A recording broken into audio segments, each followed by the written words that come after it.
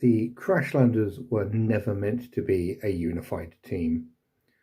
They are simply the survivors of the crashed colony ship, the 1873 Demeter. Demeter. Uh, they have crash landed on the planet of Rubujo, which is its technical term is of course OV9100, if you care. And it's a scrap planet. It is where, for decades, if not centuries, the factions of the Fringe and Unity have dumped everything. Failed science experiments, scuttled ships, like bad, just everybody have prisoners who come down here. Everything has been dumped on this planet. And now this colony ship has crash landed too. Now, on the plus side, this crew is mostly the employees of Kuratech, which is a company that was created on Hope's Fall about 5 years ago during the rise of the Block Guard back in season 1. And it has now become a fairly major pharmaceutical and medical implant company that it spreads far and wide across Unity. It's amazing. It's like, if there is a way of cheating death, Kuratech has worked it out. Our crew itself is Hannah Hume Ryder right here. She is a mid-range Kuratech employee. She is a middle manager. She is completely just normal. She didn't get a single stat boost to start with. What she has started with is 4 XP, so she's going to be able to upgrade herself fairly quickly as needed. We also have Brick O'Shea, who was the leader of the Demeter's security forces. He is a military brat who then got work as a ganger before going into security work.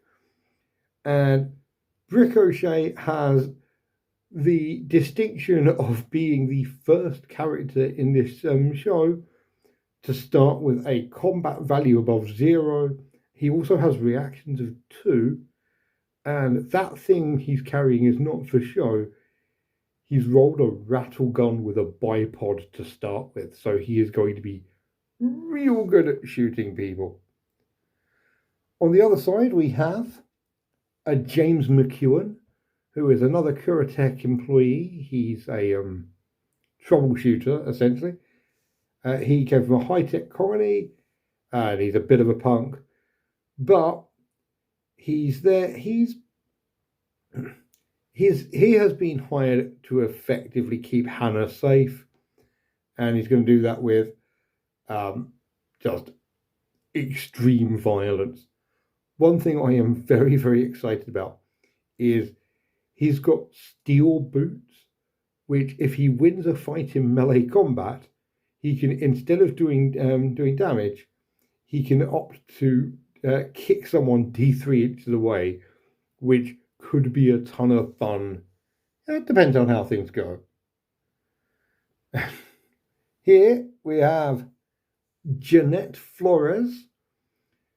She was another member of the Starship crew.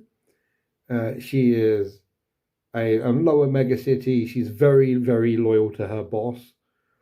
And yeah, she's all right.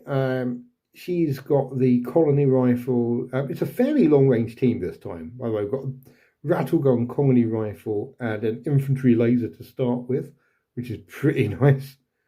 The other 3 have got beam pistols, so they're not exactly doing too bad to start off.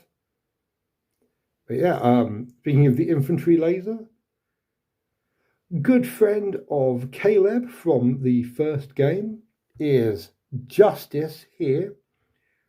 Justice is another member of the angelic choir, and he is coming along. He's rocking the infantry laser. He's going to be the team sniper this time, and much like the team sniper last time, he's rocking that whole combat value of 0 to start with. So he's not going to hit anything for a while until he starts hitting everything.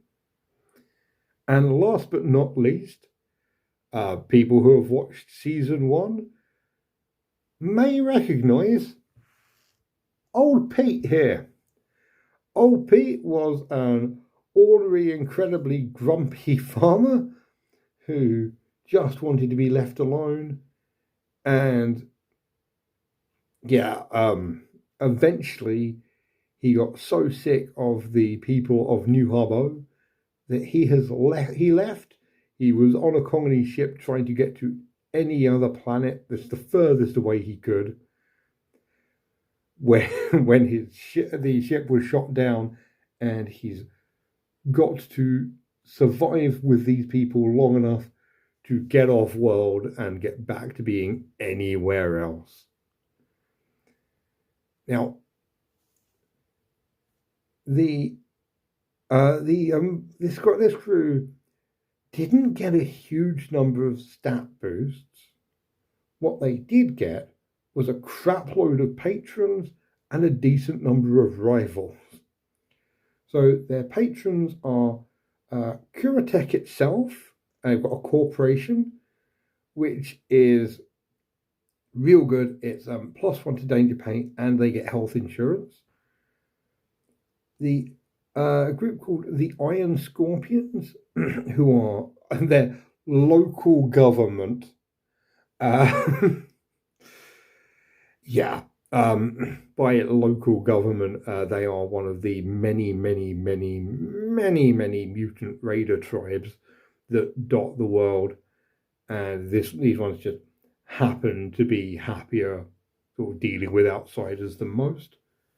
And they also have 2 wealthy individuals. Both work for Curatech. There is Joel Alberte and Ada Royale, who, depending on how things go, will either help or hinder the crew, give them little missions they can do. And, hopefully, just keep them alive, basically. They're all communicating through Hannah. Hannah has an implant that means that Curatech can get in touch with them.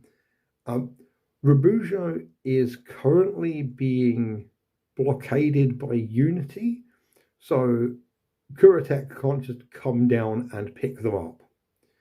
They need them. The decent part of this campaign is going to be them trying to fix up the colony ship and escape, basically. They have 2 rivals. I haven't given them names.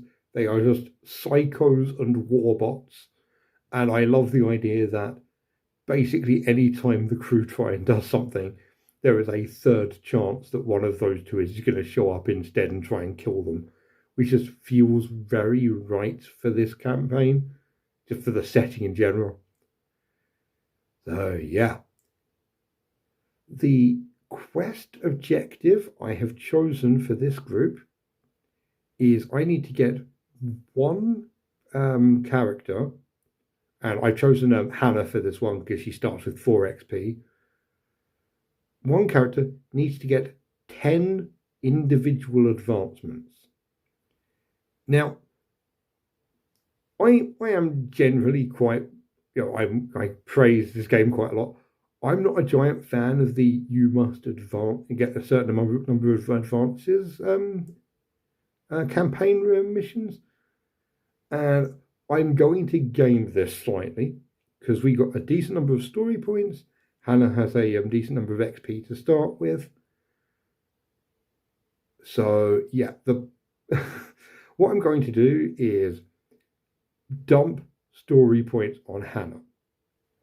I'm just going to do the XP. I'm going to go for relatively cheap advances. Luckily, that is savvy and speed, which, as we saw in the last game, can make for a real powerful character. But yeah, the story behind this is that Hannah, the implant that allows Kuratech to contact her, is also essentially a weapon, or as a combat rig, that means that it, in a dangerous scenario, Hannah will be more likely to, get training. She'll evolve herself. Just in the field, she will become a genuine terrifying badass, which we like. We like this, but it does mean I've worked out if we do as well as last time and we keep holding the field a lot, which we should do. We've got some pretty good fighters. I don't think this is going to be as long as the last one. If we get all hold the field and we've got 9 story points in 9 missions, touching all of the wood, then yeah, this campaign will be over. Famous last words. If you have seen anything about this, any of my previous games, you'll know that that's going to be stupid. Like Hannah might just leave the group for a couple of rounds. Yeah.